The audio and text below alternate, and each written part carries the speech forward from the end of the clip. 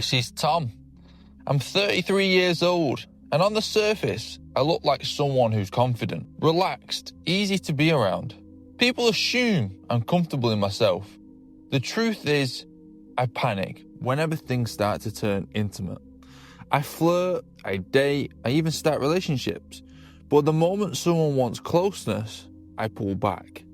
It didn't come from nowhere. My first serious relationship ended with me being mocked for how inexperienced I was. I laughed it off at the time, pretended it didn't hurt, but something in me shut down that night. Ever since then, intimacy feels like a test I'm guaranteed to fail. Here's the part I hate admitting. I want connection desperately, but I also feel relieved when things end before I have to be fully seen. I tell myself I'm independent, but really I'm just hiding behind distance. Last month, someone I genuinely liked asked why I always tense up when things get physical. I made a joke, changed the subject, and watched the moment pass again. My question is, how do you unlearn shame when it's been protecting you from getting hurt for years? Well, when it comes to shame, I relate extremely. That's all I used to feel, in a sense. I used to feel so much of it because I was aiming to be this person that was unrealistic. And that's what's going on here. And that's what we all do in life. We see and we're exposed to things that are perfect. You watch films, you watch TV, and it's all curated into this thing that seems perfect. And also, even when we look around us, we see people's lives as appearing perfect. But because you're not in those person's shoes, one thing that I see with all these problems that I talk about with the videos I film is everyone's got issues and problems and shame, and they're just hiding it. And you think when you watch this and when you read these things that these are abnormal people, abnormal circumstances. Oh, I don't know anyone like this. But the reality is, you do know people like this. You just don't know them well enough for them to have exposed these sort of feelings and emotions. I was the same in this situation when it came to girls. I didn't want other people to know my situation.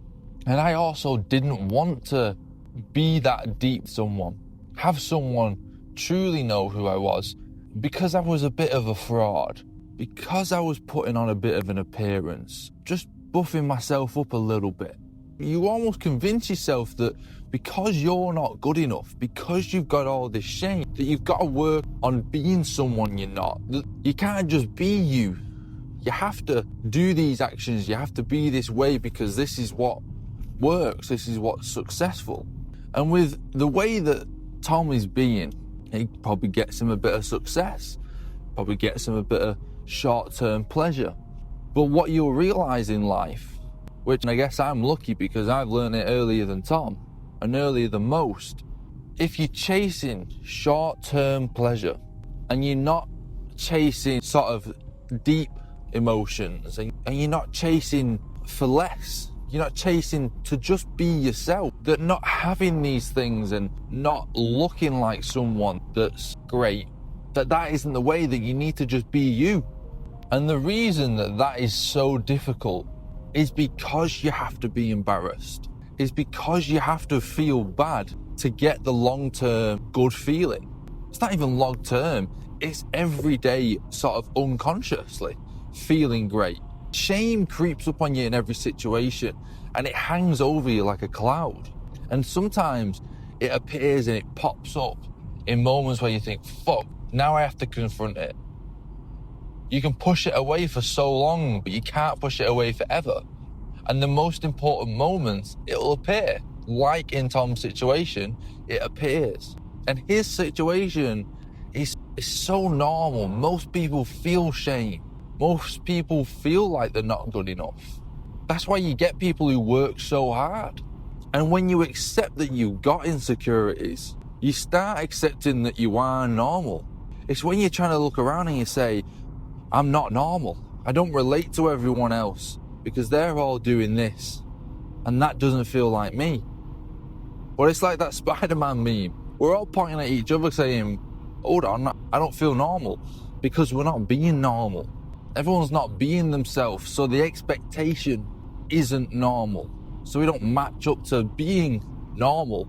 And the thing with short-term pleasures is we can see and understand how good it does feel, these short-term pleasures. We all see it with food, with sugary stuff, and we all see it with being lazy, not going to the gym. It's a pleasure, I can rest. We can see it with getting girls and not connecting with them deeply. There's a pleasure in that. But because the deeper pleasure, the long-term pleasure, is hard to grasp and hard to get and takes time, it's a greater pleasure than the short-term one, but because it's harder, most of us don't get there and most of us don't feel the high from being able to be yourself. The comfortability, that's what you don't realise, how comfortable it actually is to just be you. The energy that you drain, not just being you, is ridiculous. You don't realise how much more energy you have when you don't have to fake things, when you don't have to be embarrassed and shameful about who you are. And in Tom's situation, what he needs to do is he needs to accept that what's happened. It's not directly that he's been shamed in his lack of experience. He was insecure before that. You've been putting on this facade for so long that you can't even locate where the issue is. And the issue is that you've been putting this facade on for so long. That person believed you was more experienced than you were because you faked it. You made them believe you set their expectations higher than who you actually are. And it's a consequence of being fake. That's why being fake and not being your true self doesn't work, because you're always found out in the end. Don't get me wrong, this is a difficult thing to do right now, to just be yourself. And if you just accepted your situation and the people that you were trying to be with, if you just opened up and you said to them, listen, I've got an insecurity of my experience. Now, I don't want to be judged about it. It makes me feel shame when I'm embarrassed that I'm not experienced. But listen, at the end of the day, let's just figure this out. Let's just bear with me and figure this out. And find that person that's willing to do that. Because the people, it's not even on you. The people that you're with that are shaming you for an inexperience and for how you are, they're all living a facade as well. Most of the time, the law of attraction occurs and we attract how we are. You're being fake, so you're attracting fakeness. And it's to do with how people are seeking pleasure. I'm looking over there and saying, I want that person because they've got qualities that I want, qualities that I see, that I admire, that give me pleasure if I'm that way, if I'm confident, if I'm beautiful. So you're searching for these people, but most of the time it's unrealistic. And that's why you're coming across people that are fake, and then what happens is their expectations are high as well. And it all crumbles because you're both being fake. It's just one person gets the consequence in the situation you're on about. And me, knowing what I know now, if I was called inexperienced and it made me embarrassed, I'd just be saying, listen, who the fuck are you? Well, let's figure it out. And there's confidence in that. I might be inexperienced, I might be fumbling things, I might not know what to do, but that's normal. You don't know until you know. And how the hell are you meant to figure it out if you don't get given time to learn, in a sense? I had my own similar situation where I was shamed for a way I was, in a similar situation Tom's on about. So I get it. I get the emotion that you're feeling. I get the embarrassment. It feels dreadful. It does feel shameful. It does make you go on the back foot and think, what the hell am I? Who am I? I'm no one because of this. Because this person can make me feel this way. But someone who lacks sympathy, maybe empathy, someone who doesn't understand that everyone's not perfect, someone who understands that, doesn't shame you. They try and care for you. They try and make you feel better. So it's just a factor of, it's not on you that these people are shaming you. In a sense, they're knobheads. In a sense, they're faking it. That's how I would see it now, as I know, as I've been through it.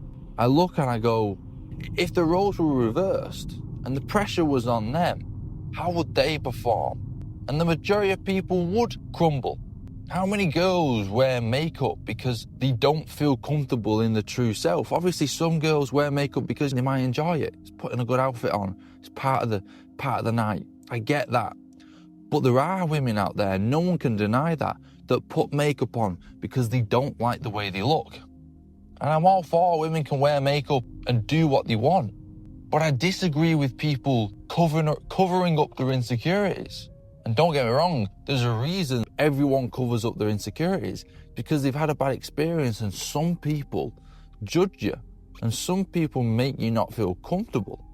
There's a reason people put on a facade, because we've been hurt in the past. Someone's called us ugly, so we'll put makeup on. Someone will call us an experience and we're scared anyway, because you have no idea what you're doing, because no one teaches you anything, so you got to go out on your own and learn things, and that's life. That's with most things. The thing is, because it's with most things, everyone experiences it, and the people that call it out and judge you for it, the time will come in a sense, and it's happened to them that badly. It's either happened to them or not happened to them, but it'll eventually happen to them if it hasn't. But if it has, the embarrassment and the shame that they've felt has been so big that now it feels unfair to them that they now have to do it back to everyone else. And you ask, how do I get out of this shame? You just have to accept that that's who you are. Once you start accepting it and you're telling people, and there isn't this facade and expectation on that you have to be someone you're not, you get more comfortable in your own skin. You start meeting people that are okay with who you are. When it comes to romance, when it comes to relationships, there is this big show that happens because some people are more desperate than others for what you're trying to feel. We all just sweep it under the carpet and don't acknowledge it, yet we all struggle and we all hurt from situations what you're talking about. Approaching girls and talking to girls, this facade that you have to be confident because a woman likes someone that's confident. Confidence is just that you can be your true self. Confidence isn't, I have to have everything right, I have to get everything right, I have to be the alpha in the room, I have to be an Andrew Tate, have multiple women, they have to adore me, I have to have the body of a Greek god. Confidence is that you can be in a room, feel insecure, but still be your true self, and everyone around you feels comfortable around you because they know that you're not lying, they know you're not putting on a facade, they know that you're okay with not being perfect. Think of the confidence that brings. Think of how everyone else acts around you when they know, oh, I can drop my facade, I can be a bit silly around this person, I don't have to be perfect. It makes people uncomfortable when they think, oh, I have to be perfect like this other person. Everyone starts acting differently. But to be confident is to sit down and say, listen, I know I've got flaws. I know I've got insecurities. I know I've not got it all figured out. I know I'm inexperienced.